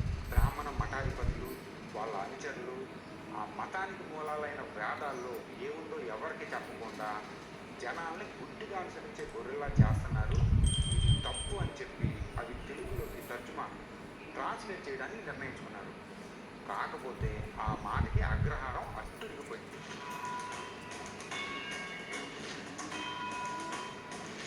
వేదాలను కానీ ట్రాన్స్లేట్ చేస్తే కనుక ఆ ట్రాన్స్లేషన్ని అవి చేసిన వాళ్ళని నిట్ట నిలువున తగలబెడతామని వార్నింగ్ ఇచ్చారు. కానీ కుతూహలాన్ని ఎవరు ఆపగలరు? ఈయన తన ఫ్యామిలీతో సహా కావుల దగ్గరున్న వినాశ్రమంలో 3 ఏళ్ళుండి ఋగ్వేదం, సామవేదాలను తెలుగులోకి తర్జుమా చేశారు. వేదాలకి ఆధునిక భారతీయ భాషలోకి వచ్చిన మొట్టమొదటి ట్రాన్స్లేషన్ ఇదే. 3000 ఏళ్లుగా సామాన్య ప్రజలకి అందందాన్ని ఈయన అందించారు. అది ఈయన గొప్పతనం. కాకపోతే వీరేశలింగం పంతుల్లా కాకుండా బ్రాహ్మణ సాంప్రదాయాలను వదులుకోకుండానే సోషల్ రిఫార్మ్స్కి ఈయన ప్రయత్నం చేశారు. అది ఒక లోపంగా చెప్పినా ఈయన చేసిన మంచి పనుల ముందు అదేం పెద్ద విషయం కాదు. ఇక మూడోది రాజకీయంగా దేశ స్వాతంత్రం కోసం ఈయన చేసిన పోరాటం. తన 2 కొడుకులతో కలిసి స్వతంత్ర పోరాటంలో ఈయన కూడా పాల్పంచుకున్నాడు. క్విట్ ఇండియా ఉద్యమంలో ఇన్వాల్వ్ అయ్యారని 2 కొడుకుని జైల్లో పెట్టినా ఈయన ఎక్కడా తగ్గలేదు. పర్లాకిమిడిలో ఉన్న జమీందారు ఇంటి ముందు విదేశీ వస్త్రాలను కాలిస్తే దానికి జమీందారు అప్సెట్ అయ్యి ఆయన్ని ఆయన కొడుకుని ఉద్యోగంలోంచి తీసి పాడేశాడు. ఉద్యోగం పోయి తినడానికి తిండి లేకపోయినా దేశ స్వతంత్రం కంటే మాకేమీ ఎక్కువ కాదు అనేవాడంట. ఆ తర్వాత జమీందారు రియలైజ్ అయ్యి మళ్ళీ ఉద్యోగం ఇస్తానన్నా కానీ జాయిన్ అవ్వలేదు. అంత ఆత్మాభిమానం ఉంది. ఈ రోజుల్లో ఇలాంటి వాళ్ళు అసలు ఎంతమంది ఉంటారు? కందుకూరి వీరేశలింగం పంతులు ఎంత గొప్ప సంఘ సంస్కర్త అయినా బ్రిటిష్ వాళ్ళకి వ్యతిరేకంగా పోరాడింది తక్కువ. కానీ ఈయనలో మాత్రం అసలు ఆ లోపం లేదు. ఇలా వ్యక్తిగత జీవితంలో, సమాజంలో, రాజకీయ వ్యవస్థలో ఈ 3 ఏరియాల్లో పోరాడిన మేధావులు చాలా తక్కువ మంది ఉంటారు. అలాంటి వారిలో బంకుపల్లి మల్లయ్య శాస్త్రి కూడా ఒకళ్ళు. స్వతంత్రం వచ్చాక కాశీయాత్రకు వెళ్ళి తిరిగి వస్తూ సెప్టెంబర్ 26, 1947లో చనిపోయారు. ఈయన గురించి పుస్తకాల్లో ఉండదు, నెట్లో కొద్ది సమాచారం మాత్రమే ఉంటుంది. ఎవరన్నా ముందుకు వచ్చి ప్రపంచానికి తెలియజేసే ప్రయత్నం చేసినా కానీ పెద్దగా పట్టించుకోరు. కానీ మనం ఈరోజు సామాజికంగా ముందుకెళ్ళామంటే ఇలాంటి వాళ్ళు చేసిన త్యాగాల వల్లే. ఈ విషయం అర్థం చేసుకునే వాళ్ళు అసలు ఎంతమంది ఉంటారు? మనకి కామెడీ వీడియోల మీద, వంట వీడియోల మీద ఉన్న ఇంట్రెస్ట్ మంచి పని చేసిన వాటి గురించి తెలుసుకోవడం మీద ఉండదు. కాదు మాకుంది అంటారా? ఈ వీడియోని వీలైనంత ఎక్కువ మందికి షేర్ చేసి ఈయన గొప్పతనాన్ని అందరికీ చెప్పండి. మా అంత ఆనందపడే వాళ్ళు ఇంకెవ్వరూ ఉండరు. ఇది చేయమంటుంది మా కోసం కాదు, ఆ మహానుభావులు చేసిన త్యాగాల కోసం, మన ముందు తరాల కోసం. Signing off.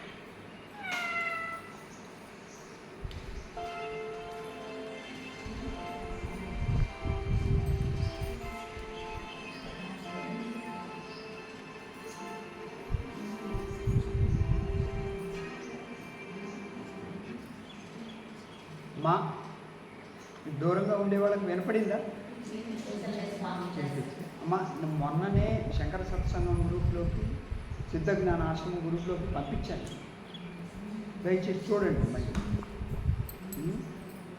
చాలా ఆలోచించాల్సినటువంటిది. ఇప్పుడు ఆ అబ్బాయి ఎవరైతే ఉన్నాడో చెప్పాడో, ఆ అబ్బాయి చెప్పిన ఆ మామిడి వెంకయ్య గారి యొక్క వీడియో కూడా చాలా రీసెర్చ్ చేసి చెప్పారు. ఇతన్ని గురించి అయినా కానీ కొంచెం మనకు వికీపీడియాలో కొద్దిగా దొరుకుతుంది. మామిడి వెంకయ్య గారి గురించి అసలు ఏమీ తెలియదు, ఎక్కడా లేదు.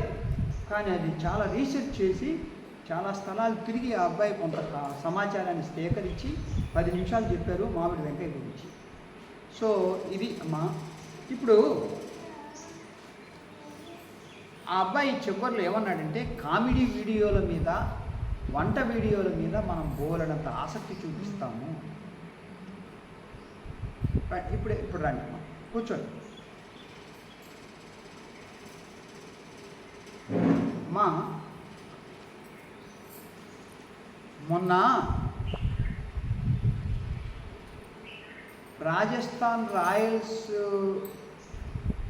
పంజాబ్ కింగ్ 11 జట్టుకు, బెంగళూరులో ఉండే రాయల్ ఛాలెంజర్స్ బెంగళూరు జట్టుకు పోటీ జరిగి ఆర్సీబీ గెలిస్తే, ఆర్సీబీ గెలిచిన దానికి బెంగళూరు మైదానంలో పెద్ద ఉత్సవం చేస్తే 35,000 మంది పట్టేటువంటి గ్రౌండ్లో 1,00,000 మంది వస్తే ఆ తొక్కిసలాట్లో కనీసం 11 మంది చనిపోయారు అని చెప్తున్నారు. ఇంకా ఎక్కువ మంది చనిపోయి ఉండొచ్చేమో. కానీ ఇక్కడ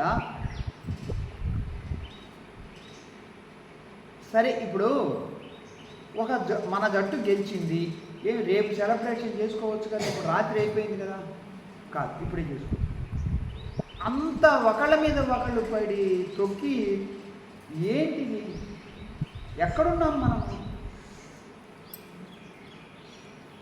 మన దేశం ఏమైనా కానీ అమెరికా లాగానో చైనా లాగానో గొప్ప అభివృద్ధి ఏమైనా సాధించిందా అంటే ఏమీ లేదు. అమ్మ చూడండి, 40 ఏళ్ళలో మనకు స్వాతంత్రం వచ్చింది. చైనాకు 49లో స్వాతంత్రం వచ్చింది. కానీ వాళ్ళు చేసిన ఈ అభివృద్ధి ఎంత అంటే ఇంకొక 75 ఏళ్ళు మనం శ్రమపడ్డా కానీ ఆ అభివృద్ధిని సాధిస్తామా అని అనుమానం. అంత అభివృద్ధిని సాధించారు. ఎందుకని? మనం సాధించలేదు, వాళ్ళు సాధించారు. ఎట్లాగా? మన తర్వాత 2 ఏళ్ల తర్వాత వాళ్ళకు స్వాతంత్రం వచ్చింది. ఇలా అని అంటే ఇది ఏది మనము ఆ పట్టుకోవాలి, దేనికి విలువనివ్వాలి అనేది లేకుండా ఎటెటో మన యొక్క శక్తులన్నీ కూడా వ్యర్థంగా పోతూ ఉన్నాయి. ఎక్కడెక్కడికో పోతూ ఉన్నాయి, ఎటో పోతూ ఉన్నాయి మన యొక్క శక్తులన్నీ కూడా. బ్రిటిష్ వాళ్ళతో కందుకూరి వీరేశలింగం పంతులు పోరాడలేదు, ఆ లోపం ఎన్నో లేదు. ఈ బంకుమల్లి మల్లయ్య శాస్త్రి గారు బ్రిటిష్ వాళ్ళకు విరుద్ధంగా చాలా పోరాడాడు అని అంటారు. మీకు ఒక దండం పెట్టి చెప్పేది ఏమిటి అంటే, ఈరోజు మనం ఎంత స్వేచ్ఛగా ఉండగలుగుతున్నామంటే బ్రిటిష్ వాళ్ళు వేసినటువంటి గొప్ప సంస్కరణల ఆధారంగానే ఉండగలుగుతున్నాం. బ్రాహ్మణులు 1000 ఏళ్ల పాటు మనల్ని పరిపాలించారు. రాజులు నామకా వాస్తే ఉండేవాళ్ళు.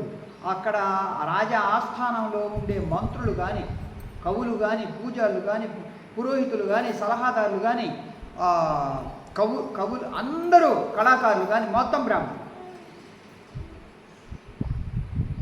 ఇంకెవరు పరాయి వాళ్ళతో యుద్ధం చేసి చావడానికి సిద్ధపడినటువంటి సేనాధిపతి మాత్రం వేరే కులస్తులు. ఇంకా మిగతా పోస్టులు మొత్తం బ్రాహ్మణులు. వాళ్ళు చేసిందే శాసనం, వాళ్ళు పోసిందే తీర్థం, వాళ్ళు చెప్పేదే వేదం అన్నట్టుగా నడిచింది 1000 ఏళ్ల పాటు. నేను ఈ మాటలు ద్వేషంతో చెప్పట్లేదు, ఎంతో రీసెర్చ్ చేసి కనుక్కున్న మీదట చెప్తూ. ఇప్పుడు ఒక్క ఉదాహరణమ్మా, మీరందరూ నేను చెప్పేది సరిగ్గా అర్థం చేసుకోండి. మన ఆంధ్రులందరూ కూడా సరస్వతీ నది పుష్కరాలకు స్నానము అని కాళేశ్వరం వెళ్ళారు. ఎక్కడుంది అది? కరీంనగర్ జిల్లాలో ఉంది అని పెట్టారు. అక్కడ కాళేశ్వరంలో నేను 2 రోజులు స్టే చేశాను, ఒక 5-6 ఏళ్ల క్రితం. అక్కడ ఉండేది ఏమిటి? గోదావరి నది, ప్రాణహిత నది, ప్రణీత అంటారు. ఈ 2 నదుల యొక్క కలయిక. 3వ నది లేదు అక్కడ, కానీ సరస్వతి నది ఉంది అక్కడ స్నానం. మనమందరమునేమో సరస్వతి నది పుష్కరాల్లో స్నానం చేయాలి అని బద్రీనాథ్కి వెళ్ళి అక్కడ కొండల్లో నుంచి పడేటువంటి ఆ నదిని యొక్క సంగమ స్థానం ఏది అంటే అలకనంద నదితో కలుస్తుంది, అక్కడికి వెళ్ళి స్నానం. కానీ వాస్తవం తెలుసా మీకు? అసలు సరస్వతి నది ఎక్కడ ఉండిందో తెలుసా? ఇప్పుడు అసలు లేదది. కాశ్మీర్లో పుడుతుంది. కాశ్మీర్లో పుట్టి అక్కడి నుంచి పంజాబ్కి వచ్చి, పంజాబ్ నుంచి రాజస్థాన్ ఎడారి, థార్ ఎడారిలో కనుమరుగైంది, అదృశ్యమైపోయింది. నిజమే. అది సెటిలైట్స్ ద్వారా 2000 ఏళ్ల క్రితం ఉండినటువంటి సరస్వతి నది యొక్క చిత్రాన్ని వాళ్ళు పంపించారు. దాని ద్వారా నేను తెలుసుకున్నాను సరస్వతి నది కనుమరుగైంది. ఎక్కడ అనంటే అలకనంద నదిలో కాదు, బద్రీనాథ్ దగ్గర కాదు, కాశ్మీర్లో పుట్టి ప్రవహించి రాజస్థాన్ ఎడారిలో అది కనుమరుగైంది. ఇది జరిగి కూడా 2000 సంవత్సరాలే. ఇప్పుడు లేదు అసలు సరస్వతి. కానీ డబ్బులు సంపాదించుకోవాలి, అంతర్వాహినిగా ప్రవహిస్తుంది అంటారు సరస్వతి. లేదు, ఇప్పుడు లేదు అసలు.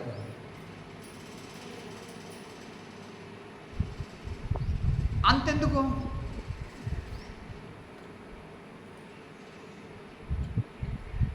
ప్రయాగ్రాజ్లో ఏ నదులు కలుస్తాయి?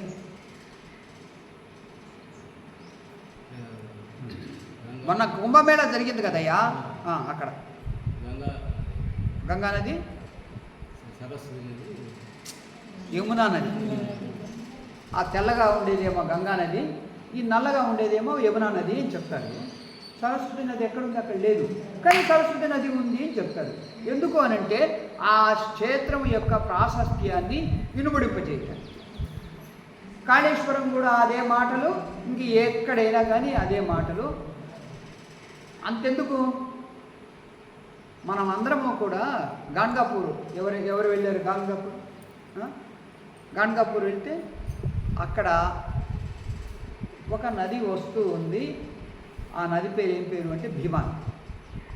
ఈ భీమా నదిలోకి అటువైపు నుంచి ఒక చిన్న పాయలాగా వచ్చి ఒక ఏదో అదేదో అభిషిక్త అని ఏదో పేరు వస్తుంది, అది వచ్చి కలుస్తుంది.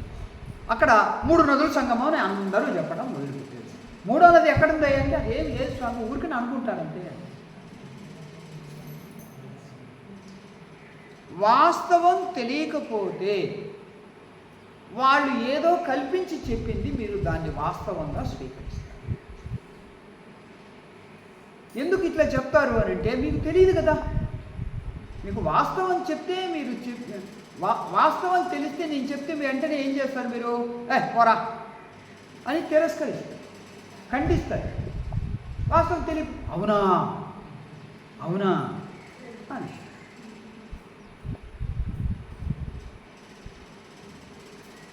అంతర్వాహిని అనేది ఏం లేదు, ఎక్కడా లేదు. అంతర్వాహినిగా రాజస్థాన్ ఎడారిలో కలిసిపోయింది అంతే. అది వాస్తవం. 2000 సంవత్సరాల క్రితం సరస్వతీ నది అనేది కాశ్మీరు లోయల్లో నుంచి, కొండల్లో నుంచి పుట్టి ప్రవహించి పంజాబ్ నుంచి మరియు రాజస్థాన్ నుంచి చివరికి థార్ డెజర్ట్లో.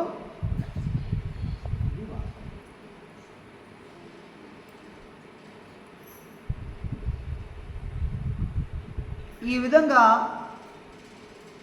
తెలియనటువంటి దాన్ని ఇంకొకళ్ళు ఈ విధంగా ఉంది అని చెప్పినప్పుడు మీకు వాస్తవం తెలియకపోవటం వల్ల అవునా అవునా అని అంటారు.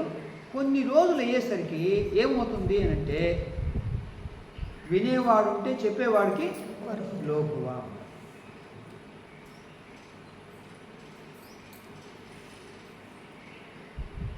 ఇలాంటివి ఎన్ని ఉన్నాయో మనం చెప్పలేము హిందూ మతంలోనే. మళ్ళీ ఇంకో మతంలో ఎందుకంటే అమ్మా చూడండి అమ్మా, 2000 సంవత్సరాల తర్వాత ఈ బంకుమల్లి మల్లయ్య శాస్త్రి వేదాలను తర్జుమా చేయటానికి పూనుకుంటే ఒక్క బ్రాహ్మడు కూడా ఒప్పుకోలేదు, బహిష్కరించారు.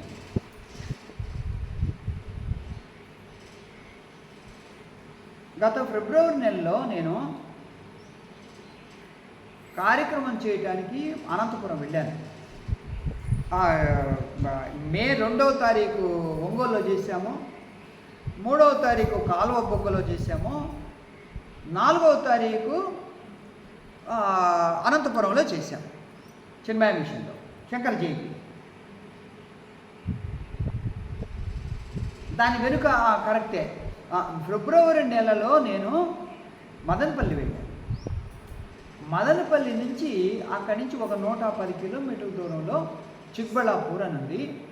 అక్కడికి వెళ్ళినప్పుడు అక్కడ సత్యసాయి సేవా గ్రామం అని చాలా పెద్ద సంస్థ ఉంది, దాదాపు 150 ఎకరాలు ఉంటుంది. అక్కడ వేద గురుకులం అని ఉంది. ఆ వేద గురుకులంలో వాళ్ళు ఒకళ్ళు నాకు గైడ్ ఇచ్చారు, అంతా చూపించండి అని. ఆ గురుకులం అంతా తిప్పుతూ ఉన్నప్పుడు వేదాలను ఏర్పాటు చేసినటువంటి ఆలయం, వేద ఆలయము అంటారు దాన్ని, వేద గురుకులంలో వేదాలయం. అక్కడ ఆ పుస్తకాలు చూశాను. అవి ఏవి అంటే ఆర్య సమాజ్ వాళ్ళవి ఆ పుస్తకాలు, 4 వేదాలు, ఇంతలా పుస్తకాలు. నేను వీడియో తీసి పంపించాను కూడా, చూశారు.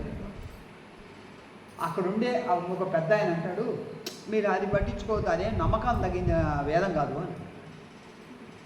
ఆర్య సమాజ్ వాళ్ళు అందరికీ తెలపాలి అనే సదుద్దేశంతో వాటికి అర్థాన్ని రచించి, వ్యాఖ్యానం రచించి వెలువరిస్తే దాన్ని ఒప్పుకోవద్దు అని అంటున్నాడు. ఈ పంతులు గారు. ఎందుకంటే వీళ్ళు సంకుచితంగా రాస్తారు, వాళ్ళేమో విశాలంగా రాస్తారు, అందువల్ల ఒప్పుకో.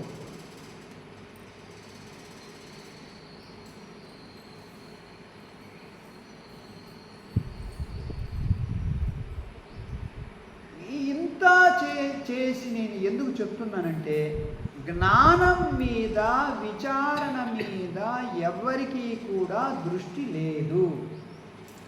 నమ్మకాలు అవి కూడా ఎక్కువ భాగం మూఢనమ్మకాలకు దారితీసే విధంగా దాంట్లోనే ఉన్నారు అందరూ. మీకు ఒక పేరు చెప్తానమ్మా, ధైర్యం చేసి చెప్తున్నాను. జీయర్ స్వామి దగ్గర ఏమి జ్ఞానం ఉందమ్మా? మామూలుగా అయితే నామాల స్వామి అంటూ ఉంటాను. ఇక్కడ మన శిష్యులే ఉన్నారు కాబట్టి చెప్తూ ఉన్నాను, మీడియా ద్వారా కూడా గ్రహిస్తారనుకోండి. జీయర్ స్వామీజీకి నిజంగా జ్ఞానం ఏముంది అని చూస్తే సున్నాయి. పూజల గురించి, దేవాలయాల గురించి, విగ్రహాల గురించి, బ్రాహ్మణ ఆధిపత్యం గురించి ఉందే కానీ ధ్యానం గురించి, సమానత్వం గురించి, ప్రజల్లో ఉండేటువంటి అజ్ఞానం గురించి, వాళ్ళనందరినీ కూడా చైతన్యపరచాలి జ్ఞానం వైపు అనే దాని గురించి ఏమైనా అవగాహన ఉందంటే రవ్వంత కూడా లేదు. నా దృష్టిలో జీయర్ స్వామీజీ అంత మూఢుడు ఇంకొకడు లేడు. నిజం చెప్తూ ఉన్నాను, ధైర్యం చేసి చెప్తున్నాను. కానీ సమాజం అంతా ఆయన్ని మా చంద్రమండలం ఎక్కింది. ఎందుకంటే వీళ్ళలో అజ్ఞానం ఉంది కదా. వీళ్ళలో జ్ఞానం ఉంటే ఆయన యొక్క పస ఏమిటి, సారం ఏమిటి అని తెలుసుండేది. వీళ్ళలో అందరూ అజ్ఞానం అని ఎట్లా చెప్తారు స్వామీజీ అంటే, ఎవరైతే జీయర్ స్వామీజీ దగ్గర మంత్రోపదేశం తీసుకున్నారో వాళ్ళు ఏమంటారంటే సమాశ్రయణము అంటారు. సమాశ్రయణము అంటే ఏమిటంటే చెంగు చక్రాలు కాల్చటం, ఎక్కడ భుజాల మీద కాల్చటం. వాళ్ళందరూ కూడా శివుడి యొక్క ఆలయానికి వెళ్ళరు సరిగదా. శివ ఆరుద్ర నక్షత్రం రోజు శివుడి యొక్క ఊరేగింపు వస్తూ ఉంటే తలుపులు కిటికీలు మూసుకుంటారు. విన్నారా? ఇది తెలుసా మీకు? ఒంగోలులో చేస్తారు, మార్కాపురంలో చేస్తారు. ఎక్కడెక్కడైతే ఆయన అడుగు పెట్టాడో ఆయనకు దొరికే గొర్రెలు ఎవరు అంటే వైశ్యులే. ఇంక మిగతా వాళ్ళు రారు, ఈ వైశ్యులే. వాళ్ళందరూ కూడా అసలు వైశ్యులకు ఇలవేలుపు కన్యకాపరమేశ్వరి, ఆమె భర్త ఎవరు అంటే నగరేశ్వరుడు. పెనుగొండలో ప్రాచీన దేవాలయం శివాలయం నగరేశ్వరుడు. అలా అంటే వీళ్ళు వాస్తవంగా శివభక్తులు అన్నమాట. శివభక్తులుగా అయిన వాళ్ళు జీయర్ స్వామీజీకి శిష్యులయ్యి శివద్వేషులుగా తయారవుతున్నారంటే ఎంత ఎంత ఏమని చెప్పాలమ్మా, ఎంత అజ్ఞానం అని చెప్పాలి, ఎంత మూర్ఖత్వం అని చెప్పాలి, ఎంత బాధతో చెప్తూ ఉన్నానో మీరు. ఇది ఎవరు ఇంత లోతుగా ఆలోచించరు, ఎవరు ఇంత లోతుగా తెలుసుకోరు, అసలు చూడరు. అసలు ఆయన గొప్ప స్వామి, పెద్ద నామాలు పెట్టుకున్నాడు, పెద్ద స్వామి. ఆయన అఖండ బ్రహ్మచారి, ఇది చూస్తాడు. ఒరే, నీకు బ్రహ్మచర్యం ముఖ్యమా, జ్ఞానం ముఖ్యమా? ఆయన ఆడవాళ్ళ వైపు చూడ్డు, ఆడవాళ్ళని తాకడు, దూరం దూరం అంటూ ఉంటాడు, కాబట్టి గొప్పోడు. అది దానివల్ల నీ కడుపే నిండు, నీ జీవితంలో ఏమి సంస్కారం వస్తుంది?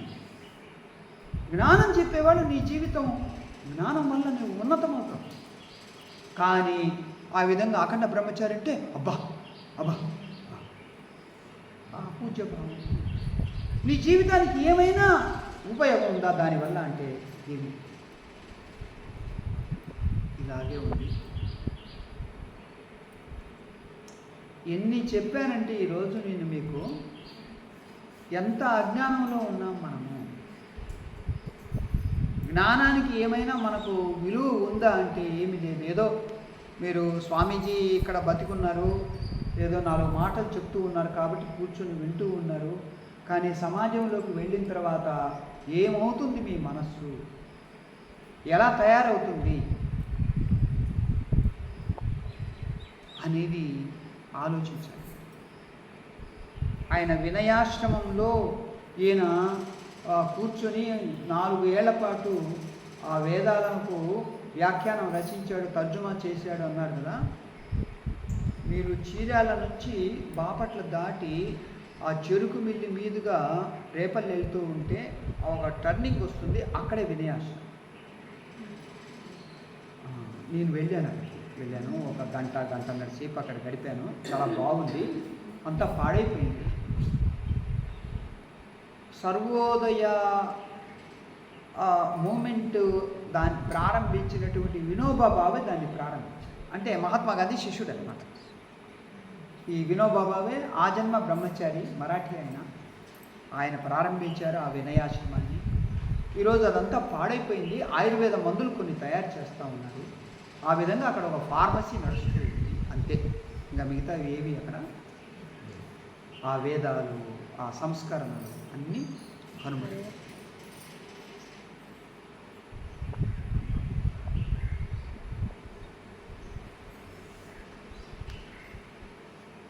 ఇన్ని ఉదాహరణల ద్వారా ఎంతో ఆవేదనగా మీకు ఎందుకు చెప్పానంటే, కుక్క మిమ్మల్ని బౌబౌమని అరుస్తూ వెంబడిస్తే మీలో శక్తి ఉన్నతంగా ఉన్నప్పుడు అది ఏమీ చేయలేదు. నడవటము, సైకిల్ మీద వెళ్ళటము, మోటార్ సైకిల్ మీద వెళ్ళటము, కారులో. అలాగే మీరు జ్ఞానంలో పరిపక్వత చెందినప్పుడు ఈ యొక్క దోషాలు, భేషజాలు, కోరికలు, సమస్యలు ఇవి ఏవి మిమ్మల్ని చేయలేదు. ఆ విధంగా ఉన్నతంగా ఎదగండి. గురువు ఉండే దేనికి అంటే అక్కడికి తీసుకెళ్ళి. వినుకొండలో ఒక గ్రూప్ ఉంది, వాళ్ళు మన దగ్గరే నేర్చుకున్నారు. తర్వాత మనల్ని వదిలేసి జీఎల్ స్వామికి గొప్ప గురువు అని ఆయన దగ్గరికి వెళ్ళి ఉపదేశం తీసుకున్నారు. ఆ తర్వాత వాళ్ళు, నేను ముండకోపనిషత్తు నేర్పిస్తూ ఉన్నప్పుడు మహానారాయణోపనిషత్తు మంత్రభాగం నేర్పించాను. వాళ్ళందరికీ చాలా నేర్పించాను. వినుకొండ అది నేను నేర్పిస్తున్నానని తెలుసుకొని వాళ్ళు వచ్చి నా దగ్గరికి వచ్చి నేర్చుకోవడానికి వచ్చారు. నేను అనుమతించలేదు. ఎందుకు అనంటే వాళ్ళకు సరైన విలువ నా మీద లేకపోతే నన్ను ఊరికనే వాడుకుంటారే కానీ నాకు ఏ గౌరవము ఇవ్వరు. అందువల్ల నేను ఏం మాట్లాడకుండా వెళ్ళిపోయాను.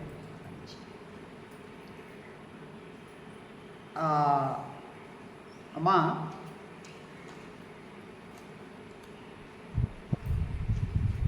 డాక్టర్ అంటాం కదా, సందర్భం వచ్చింది కాబట్టి చెప్తూ ఉన్నాను. ఒక ఆమెకి ఇది చెంపపెట్టు లాంటి మాట. ఇది డాక్టర్ అంటాం కదా.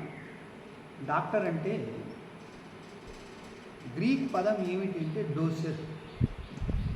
ఏమిటి? డోసర్. డోసర్ అని అంటే టు ఎడ్యుకేట్ ఏ పేషెంట్. ఒక పేషెంట్ని రోగం వైపు, రోగ నివారణ వైపు ఎడ్యుకేట్ చేయాలి. అదే డోసర్ చేసే పని. మందు ఇవ్వటం అనేది అప్రధానం. దేని గురించి? హెల్త్ గురించి ఎడ్యుకేట్ చేయటం పేషెంట్. ఇంతకుముందు ఒక పేషెంట్ వస్తే నాడి చూసి వాడికి ఇది సమస్య, ఇది పథ్యం, ఇది మందు, ఆ మందు ప్రధానం అంతా ఉండదు. ఈ విధంగా జాగ్రత్తలు తీసుకో, రెస్ట్ తీసుకో, పథ్యం ఈ విధంగా పాటించు, ఎండలో కూర్చో, ఈ విధంగా అన్నీ చెప్పి వాళ్ళపై ఏదో మందు. ఈ పని చేసేవాడిని ఏమంటారు? డోసర్. ఇది ఒరిజినల్ గ్రీక్ పదం. ఆ డోసర్ అనేది ఇంగ్లీష్లో డాక్టర్. డాక్టర్గా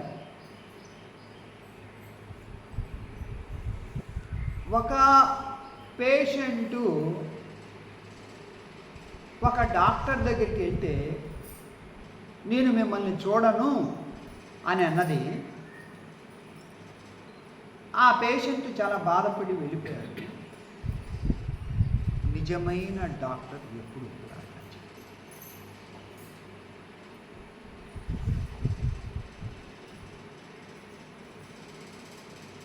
ఒక కొండను చూస్తే మనకు బోలెడంత ఎగుడు దిగుళ్ళు కనపడతాయి. అమ్మా మనం సగం దూరం ఎక్కామంటే ఈ ఎగుడు దిగుళ్ళన్నీ కూడా తగ్గిపోతాయి. అదే కొండపైకి ఎక్కామంటే ఏమి అంతా ఒకటే సమతలంగా ఉంది. జ్ఞానములో ఎప్పుడైతే మీరు ఉన్నతంగా వెళ్ళారో మీ మనస్సు ఎలా తయారవుతుంది అంటే సమం సర్వేషు భూతేషు అనే భావం. ఈ యొక్క ఉన్నతంగా జ్ఞానం ద్వారా మీరు ప్రయాణం చేయాలి. దానికి సాధన కూడా తోడుగా తీసుకోవాలి. అలా శుద్ధ చైతన్య స్వామి వారి యొక్క శిష్యులుగా మీరు ఆ విధంగా ఎదగాలి అని నేను కోరుకుంటూ ఈ జ్యేష్ఠ పూర్ణిమ యొక్క ప్రవచనాన్ని ముగిస్తూ ఉన్నాను. ఈ నెలలో 21వ తారీఖు యోగా డే వస్తుంది. యోగ దినోత్సవం, అంతర్జాతీయ యోగ దినోత్సవం. ఆ రోజు సామాన్యంగా భారతీయులు ప్రపంచానికి యోగాను అందించినటువంటి ఒక గొప్ప విద్యను మనం స్మరించుకోవలసినటువంటి ఒక దినంగా చేస్తాము. ఓం తత్సత్. హరి ఓం హరి ఓం.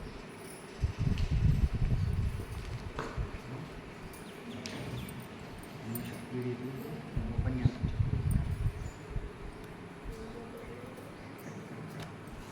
దీంట్లో తీసుకెళ్ళి నేను పంపించాను.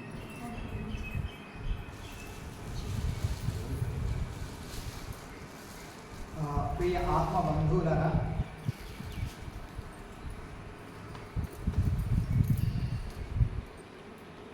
ఈ జ్యేష్ఠ పౌర్ణమి రోజున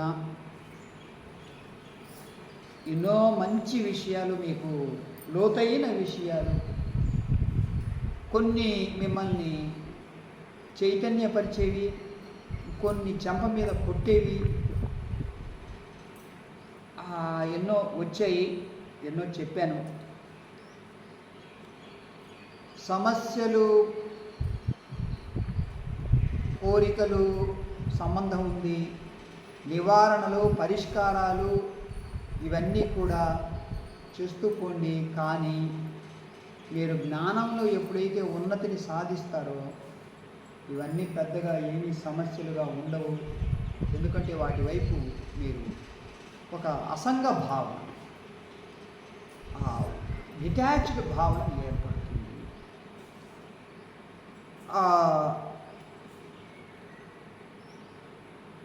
ఎక్కడికైనా వెళ్ళినప్పుడు స్వామీజీ మీకు ఏమైనా మహిమలు ఉన్నాయా అని అడుగుతాం, సిద్ధులున్నాయా అని అడుగుతాం.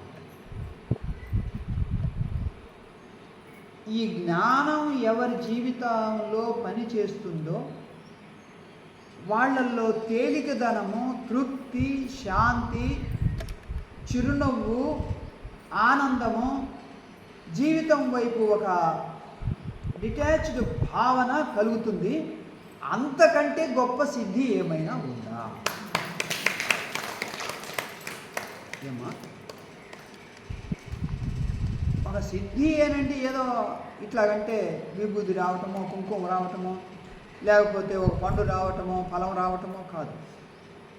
వ్యక్తిత్వంలో లోతైన మార్పు రావటం, వాళ్ళ జీవితం వాళ్ళకు పండుగలాగా అవటం ఏదైతే ఉందో అది నిజమైన సిద్ధి. ఆ సిద్ధి అందరిలో రావాలి. అది సాధన ద్వారా, జ్ఞాన విచారణ ద్వారా. ఓం తత్సత్. హరి ఓం.